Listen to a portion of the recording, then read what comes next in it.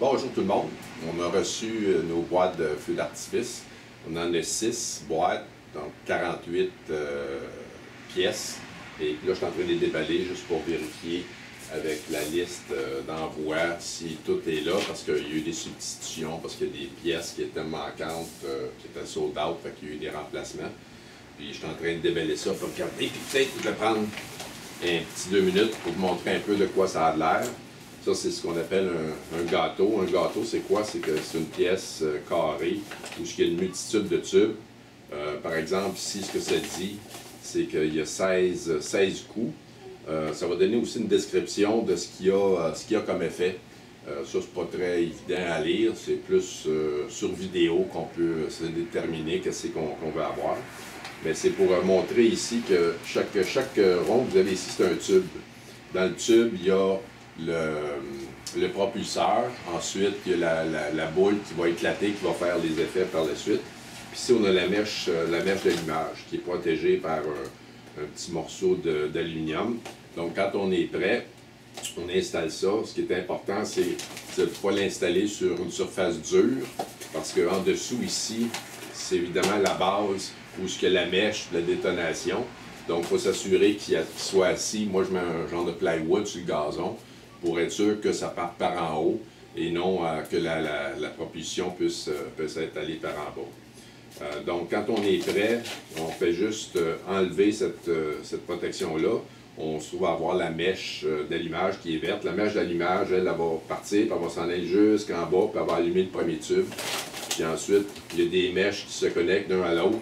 Puis ce qui est capoté, c'est qu'il y a vraiment un temps entre chacune des détonations de quelques secondes, 1 ou 2 secondes, qui va montrer vraiment qu'un va partir un après l'autre.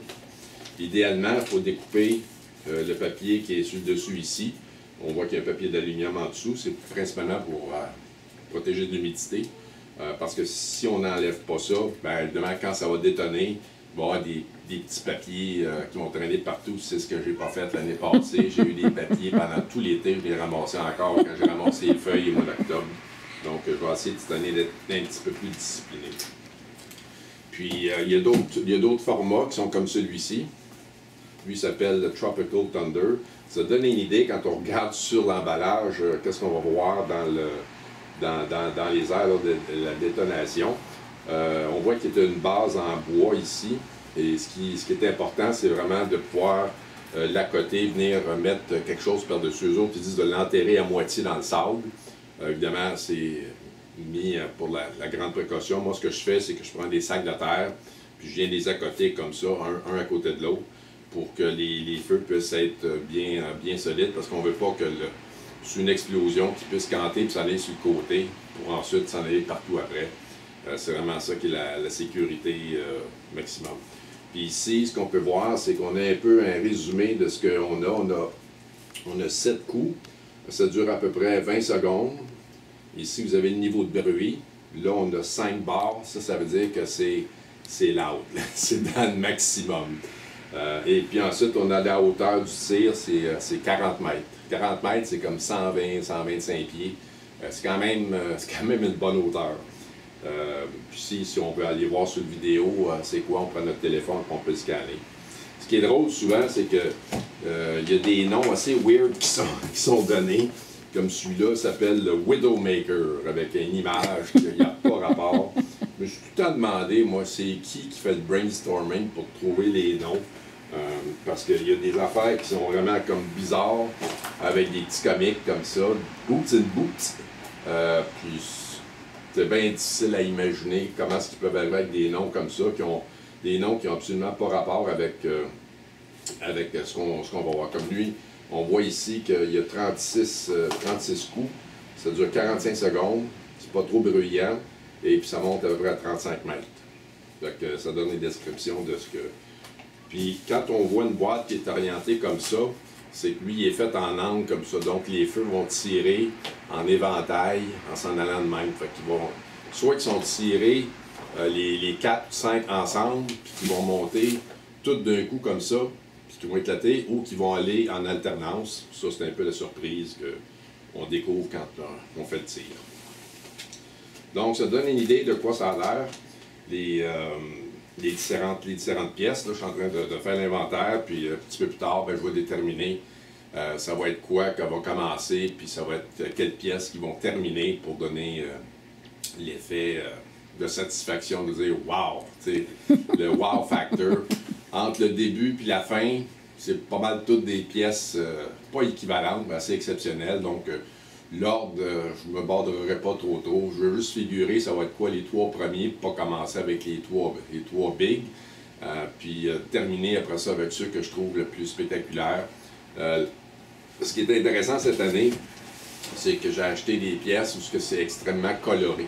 La grande difficulté, évidemment, dans un feu d'artifice, c'est d'amener de la couleur. Il y a principalement 4 couleurs principales. Il y a le bleu, le vert, le rouge et le mauve. Ça, c'est les 4 couleurs qu'on retrouve. Ensuite, on va des mix un peu avec un peu de jaune.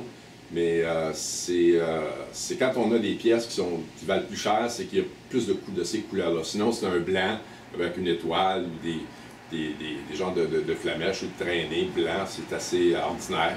Mais lorsqu'on verrait un feu coloré, c'est que lui, il y a beaucoup plus de travail là-dedans. Puis pour des feux domestiques, c'est assez extraordinaire ce qu'on puisse obtenir puis être capable de pouvoir présenter. Parce que c'est de qualité professionnelle, la façon que c'est bâti, c'est juste que c'est en plus petit format. Donc, mais en termes d'effet, c'est ce qu'on peut voir lors des feux de la Saint-Jean quand vous assistez à un spectacle. C'est des choses qui m'ont ressemblé pas mal. Donc, j'ai bien hâte parce que cette année, en 2022, on a augmenté notre budget, mais on va avoir quand même tout un spectacle à présenter. Puis pour nous autres, c'est notre thrill en premier. Puis si on peut en faire profiter les autres, ben, ça nous fait extrêmement plaisir. Mais c'est vraiment notre plaisir à nous en premier qu'on veut. Puis c'est nos dépenses de vacances. Nous, on va pas en voyage, on va pas nécessairement au cinéma, mais c'est le budget qu'on a pour l'été, pour les vacances. Donc, c'est pour ça qu'on peut se permettre de se gâter un peu. Puis cette année, j'avais de la misère à me décider. Fait que j'ai décidé de tout acheter ce que je voyais. Le gars qui est venu livrer un camion, je pense que lui a été un peu surpris là, de voir un peu quand il a reculé. Puis il a mis ça sur le balcon. Là, je pense que c'était la première fois qu'il doit faire une livraison avec cette quantité-là. Donc, pour ceux qui suivent, qui vont être là, on se reverra la semaine prochaine. Et puis, fort probablement que ça risque, dépendamment de la température, mais que la mise à feu va être autour de 10 heures. Parce qu'évidemment, si on a un ciel dégagé, il ne fait pas encore assez noir à 9h30, ce que j'avais écrit en premier. Fait que ça serait probablement autour de 10 heures qu'on va commencer la mise à feu. Parfait. À la semaine prochaine. Bye. Bye.